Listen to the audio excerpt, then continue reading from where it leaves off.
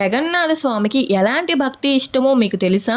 ఒకసారి రాజు మరియు పండితులు జగన్నాథ ఆలయంలో స్వామికి అత్యంత వైభవంగా భోగం సమర్పిస్తారు. బంగారం, వెండి పాత్రలు, అనేక రకాల వంటకాలు, సంపూర్ణ విధి విధానాలతో పూజ జరిపిస్తారు. కానీ ఆశ్చర్యం ఏమిటంటే స్వామి ఆ భోగాన్ని స్వీకరించలేదు. పండితులు ఏమైందో అని తెలుసుకోవడానికి తమ అరచేతిలో నీళ్లు తీసుకొని అందులో ప్రభువు ప్రతిబింబాన్ని చూడటానికి ప్రయత్నించారు. నీటిలో ఆయన ప్రతిబింబం కనిపించలేదు. అందరూ భయంతో, ఆశ్చర్యంతో ఒకరినొకరు చూసుకున్నారు. ప్రభువు ఎక్కడికి వెళ్లారు అని ఆలోచన వచ్చింది.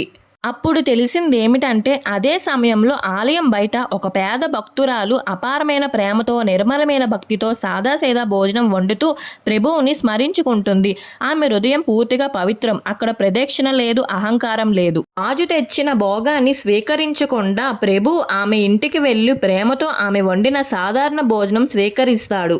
అప్పుడే రాజుకి అర్థమవుతుంది, గర్వం కోసం చేసే పూజ కన్నా నిజమైన భక్తి ఎంతో గొప్పదని. మీకు కానీ ఈ వీడియో నచ్చినట్లయితే మన ఛానల్ సబ్స్క్రైబ్ చేసి జై జగన్నాథ్ కామెంట్ చేయండి.